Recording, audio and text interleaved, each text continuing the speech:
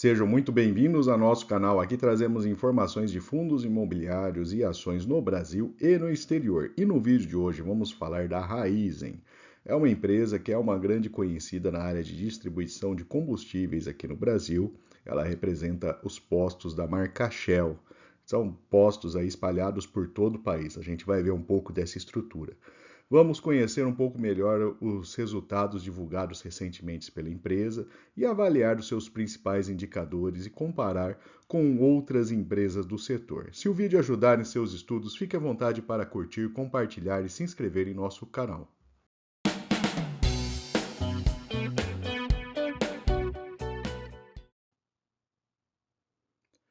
Vamos falar então das ações da empresa, né? O acionista controlador possui 100% das ações ordinárias, as preferenciais estão em circulação em bolsa e são as ações que a gente consegue adquirir, tá?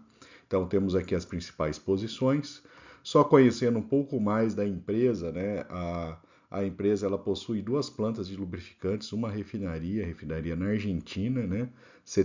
Mais de 70 bases de distribuição e atuação em mais de 60 aeroportos. Então ela tem uma atuação bastante grande ali, a gente observa ali Brasil, Paraguai e Argentina. Ela possui um plano de crescimento também bastante robusto, né? A gente está vendo ali, principalmente em São Paulo, o crescimento desses mercadinhos da OXXO, né? Então tem tomado aí várias cidades, né?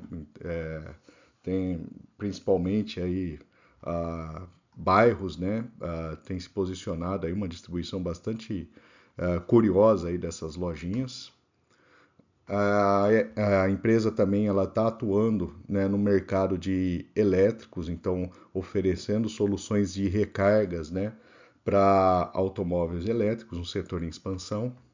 Em termos de distribuição de combustíveis, né, a gente tem aqui as três principais concorrentes, né, em roxo, né, lilás escuro, essa posição da Raizen que cresceu o market share nos últimos anos, né, apesar de uma leve queda agora no ano anterior, mas se a gente comparar lá de trás houve um crescimento.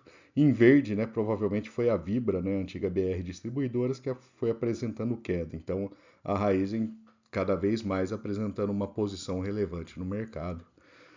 Falando de etanol, né, que é um dos principais produtos da empresa, né, ela tem 40% destinação industrial, 40% é um metanol anidro para abastecimento, né, e 20%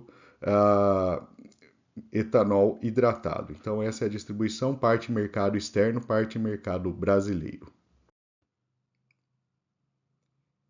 E vamos agora então para os dados financeiros da empresa. O primeiro dado importante, a gente olhando aí suas receitas, né, se refere à margem, né? A gente observa que o lucro líquido em relação à receita fica num patamar muito baixo. Então fechou o ano de 23 ali com uma ligeira queda na receita, mas ainda assim EBITDA e lucro não caíram na mesma proporção. Se a gente olhar o último trimestre de divulgação de resultados, a gente observa o mesmo efeito também, cedendo um pouco mais aí as receitas, mas não afetando tanto assim o lucro da empresa. Nesse gráfico a gente tem os principais setores de atuação da empresa, né? Então 16% em renováveis, 33% açúcar, 31% na área de mobilidade Brasil, que é basicamente abastecimento, né, no Brasil, e 19% na América Latina, exclusivamente a Argentina e Paraguai, que eles chamam, né, dividem a América Latina só esses dois países. Né? Em termos de dividendos, né, a empresa é uma ação que foi feito seu IPO recentemente, né, não tem um histórico tão longo, mas a gente observa ali que ela começou de fato a pagar bons dividendos, um patamar até interessante para o acionista. Então, vale a pena ficar de olho nessa ação ali, ver se ela consegue manter esse histórico importante aí de pagamento de dividendos.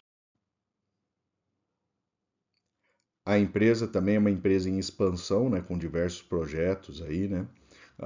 Inclusive a gente observa aí claramente nos últimos 4 anos um crescimento importante na sua dívida bruta, consequentemente dívida líquida. Mas ainda assim a empresa está gerando um nível de EBITDA suficiente aí para adequado a esse porte de dívida, né? O valor patrimonial houve crescimento também nesse período, né? Então, a questão de dívida vale a pena ficar de olho, né? Mas ainda não preocupa. Aqui temos a evolução da relação preço-lucro da empresa, né? Então ela já foi negociada a um patamar acima de 20 lá atrás e agora ela está oscilando em volta de 10, né? Ah, Na tabela aqui a gente compara a Raizen com as suas principais concorrentes, né? Vibra e Ultra. Também colocamos aqui a Cosan, que é uma empresa, né? Uma holding aí que tem parte também de investimento em Raizen, a 3R e a Domo. Em termos de dividend yield, o resultado da Raizen é bastante interessante, ela está pagando dividend yield maior do que seus pares. Relação preço-lucro nesse momento também está num patamar aí um pouco mais interessante. PEBIT, PSR e PVP também, né, mostram aí que nessas relações de preço aí com os principais indicadores da empresa, né, ela está com os múltiplos um pouco mais descontados, especialmente em comparação à Vibra e Ultra, que são de fato os seus concorrentes diretos no mercado, né? A margem EBIT dela 5% está maior que Vibra e Ultra, né? As outras empresas, né, são empresas de porte diferente, a Cosan é uma holding, né? A margem EBIT, a margem líquida, ela também está num patamar interessante, bem adequado ali, e o seu ROI de 15% ele perde para a Ultra e empata com a Vibra. Então, assim, em termos de indicadores gerais da empresa, aparentemente, nesse momento, a empresa está sim com indicadores de uma faixa interessante. Lembrando que isso aqui não é nenhuma recomendação de investimento na ação, tá? E acredito que boa parte desse bom resultado em termos de indicadores se deve ao preço da ação, né? A gente observa ali nesse histórico, né? Ela saiu ali de R$ 7 e veio só em queda, agora aparentemente ela estabilizou aí nesse patamar de preço. O valor intrínseco calculado pela fórmula de Graham é ligeiramente maior aí do que o preço da ação atual, então ela fica abaixo aí desse valor intrínseco da ação, que leva em conta o lucro por ação e seu valor patrimonial. Falando agora das projeções para a ação, a gente junta as informações aqui dos analistas da ação. A gente observa ali que, em média, eles estão bastante otimistas em relação ao preço da ação, apontando aí para um crescimento, e todos eles com recomendação de compra da ação.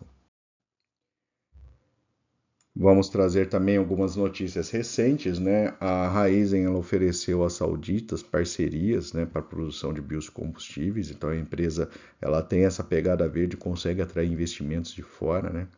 Ela também está preparando para emitir títulos verdes no exterior, né? Uma forma de captar dinheiro aí para seus projetos também. Ela conseguiu emitir 1,5 bilhões de dólares nesses green bonds, né? Recentemente.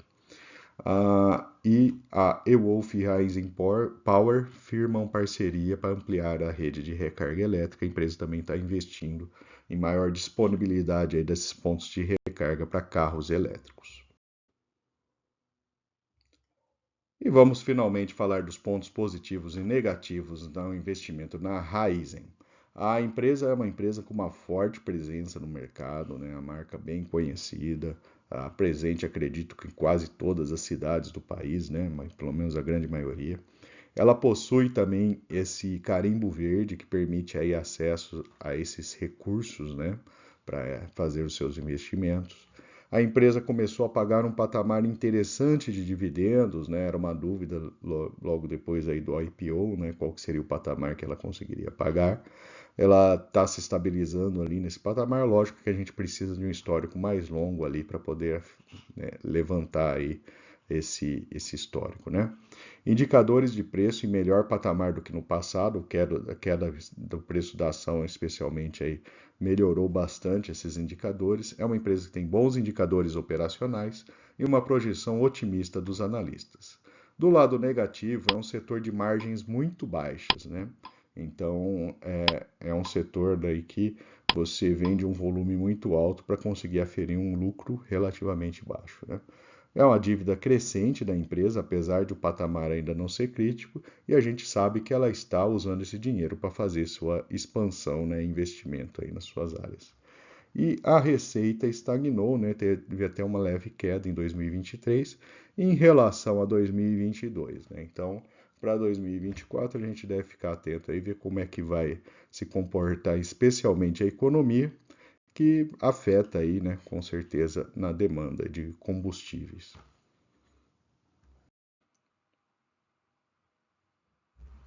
Espero que tenham gostado do vídeo do nosso canal. Segue aqui o link para o canal, caso vocês não sejam inscritos e tenham interesse em se inscrever, e uma opção de vídeo em um dos playlists nossos que a gente tem no canal com diversas opções de ação. E lembrando, o YouTube liberou recentemente o botão Valeu Demais para o nosso canal, então se você deseja contribuir com esse trabalho, né, fique à vontade. Clicando no botão ali, ele deve abrir opções. Se não quiser contribuir, você contribui também compartilhando e curtindo o vídeo. Muito obrigado e até a próxima.